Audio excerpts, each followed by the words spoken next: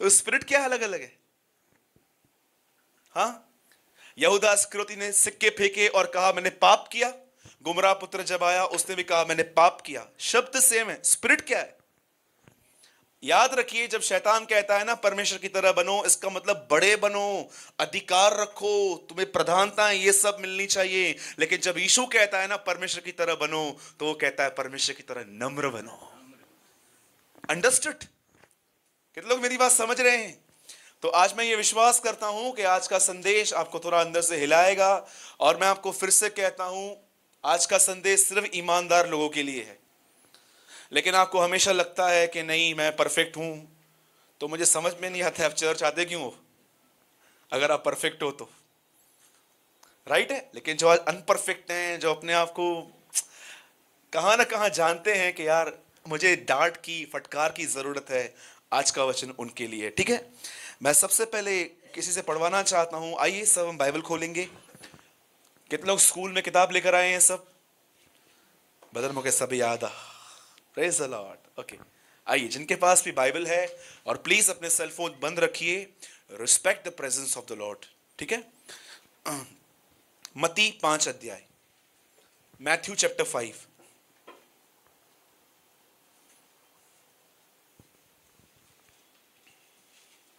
जिनके पास भी बाइबल है हम सब ओपन करेंगे मत्ती का 5वां अध्याय, मैथ्यू चैप्टर 5, मत्ती की इंजील 5वां अध्याय।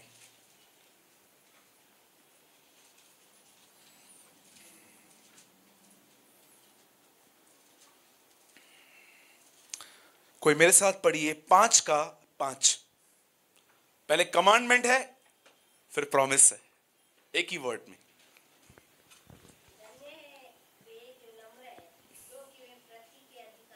हाँ, कोई भाइयों में से पढ़िए, खुदा शक्ति के साथ क्यों नहीं उतरता? कैसे लिखा है कि वो सुलेमान के मंदिरों में बलवंत और सामर्थ के साथ उतरता था। कई कई बार मैं सोचता हूं क्यों परमेश्वर हर बार हमारे बीच में सामर्थ के साथ नहीं उतरता। और आज मैं उसका थोड़ा आपको खुलासा करना चाहता हूं कि कौन सी वो चीज मिसिंग है जो वो कलीसिया में नहीं देखता। आज हमारे पास इंस्ट्रूमेंट्स हैं, हमारे पास गैजेट्स हैं, हमारे पास साउंड सिस्टम्स हैं, हमारे पास हॉल है, चर्च है, लेकिन आज हमारे पास ये चीज नहीं है। सुनिए, एक दिन यीशु एक जगह बैठे हुए थे। अचानक एक आदमी सामने आया और यीशु उसे कहता है मेरे पीछे हो ले। तब वो कहता है सुन, मैं अभी नहीं आ सकता, मेरे बाप को मैं गाड़ के फिर तेरे पास आऊंगा। कई लोगों को लगता है कि उसका बाप जो है ना वो मर गया था। जी नहीं, उसका बाप मरा हुआ नहीं था। वो समझा रहा था कि मेरे ऊपर एक जिम्मेदारी है, मेरा एक बाप है, मैं उसकी सेवा करूंगा, जब वो मर जाएगा ना तब मैं तेरे पीछे हो लूंगा। ओके, अब हुआ क्या, इस आदमी ने यीशु को ठुकरा दिया। अब जानते हैं क्या हुआ? एक आदमी ने यीशु से आके कहा हे स्वामी, क्या मैं तेरे पीछे हो लूं? और यीशु उससे कहता है लोमड़ियों को बटे हैं, आकाश के पक्षियों को बसेरे हैं, परंतु मनुष्य के पुत्र को सर रखने की जगह नहीं है। कईयों को लगता है जब यीशु कहता है मुझे सर रखने की जगह नहीं है, इसका मतलब उसके पास अपना घर नहीं है। मैं आपको बताना चाहता हूं यीशु मसीह के पास एक नहीं दो घर थे, एक नासरत में और दूसरा कफरनुम में। पढ़ सकते हैं बाइबल के अंदर आप कि वो अपने कफरनुम के घर में गया, और एक जगह पे लिखा है वो नासरत में, जहां पर मरियम के घर में वो 30 साल बड़ा हुआ। जब वो ये कहता है मुझे सर रखने की जगह नहीं है, तो याद रखिए इफिसियों में लिखा है कलीसिया उसकी देह है, वो कलीसिया का सर है। वो इनडायरेक्टली ये कह रहा था मैं सर हूं, पर मेरी देह तैयार नहीं है जहां पर मैं सर रख सकूं। हम कौन है उसका? वी आर द बॉडी, और वो हमारा हेड है।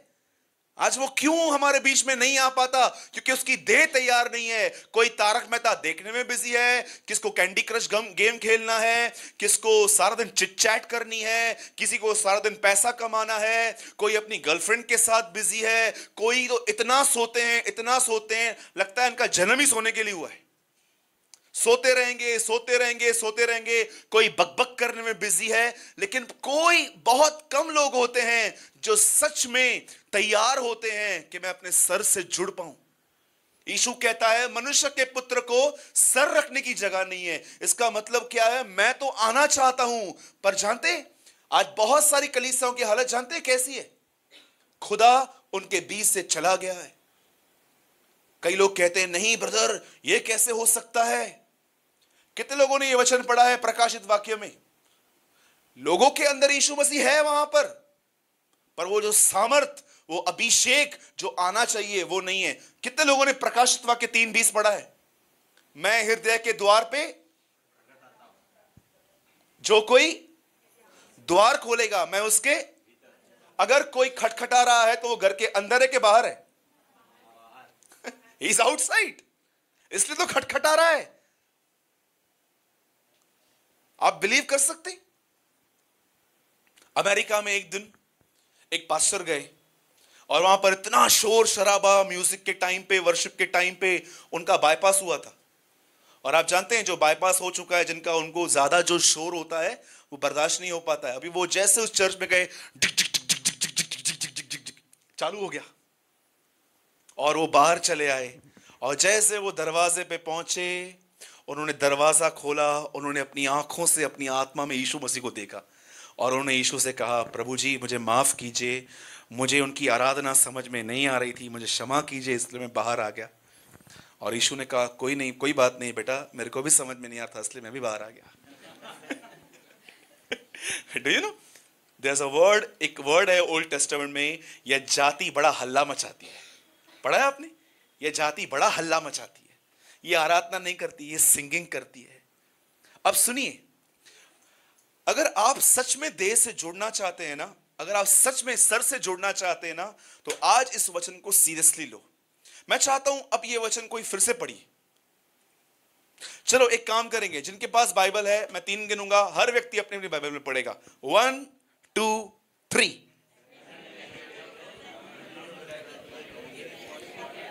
धन्य है वे जो नम्र हैं, क्योंकि वे पृथ्वी के अधिकारी होंगे। क्या आप ये बात जानते हैं? पूरे नए नियम में, होल न्यू टेस्टामेंट में कोई भी पृथ्वी की आशीष नहीं है। ब्रदर मैं तो सुनता आया हूं, यीशु में आओ चंगाई मिलेगी, यीशु में आओ बरकत मिलेगी, यीशु में आओ बंद हुआ धंधा खुलेगा, सब मिलेगा। जी बरोबर है, ये ओल्ड कवर्नेंट है, मैं न्यू कवर्नेंट की बात कर रहा हूं। नई वाचा में पृथ्वी की कोई आशीष नहीं है, नई वाचा में स्वर्गीय आशीष है। इसीलिए एफेसियों में लिखा गया है कि परमेश्वर ने तुम्हें मसीह में स्वर्गीय आशीषें दी हैं, हेवनलीज। जैसे परमेश्वर ने पुराने नियम में मूसा में उन्हें पृथ्वी की आशीषें दी हैं, वैसे ही परमेश्वर ने नए नियम में हमें स्वर्गीय आशीषें दी हैं। इस बात को हमेशा याद रखना। अब सुनिए, मैं जो आपको बोलने की कोशिश कर रहा हूं, बोलिए, धन्य है वे जो नम्र हैं। किस चीज के वो अधिकारी होंगे? पृथ्वी के अधिकारी होंगे। अब मैं सबसे ज्यादा जिस वर्ड पे जोर देना चाहता हूं वो है नम्रता। बोलिए नम्रता। इससे पहले कि मैं आपको बताऊं नम्रता क्या है, उससे पहले मैं बताता हूं नम्रता क्या नहीं है, ताकि आप सब सीख सकें। इससे पहले कि यीशु सिखाए प्रार्थना कैसे करनी है, उससे पहले उसने यह सिखाया प्रार्थना कैसे नहीं करनी है। इससे पहले कि वो सिखाए उपवास कैसे करना है, उससे पहले उसने यह सिखाया उपवास कैसे नहीं करना है। सबसे पहले मैं आपको बताता हूं नम्रता क्या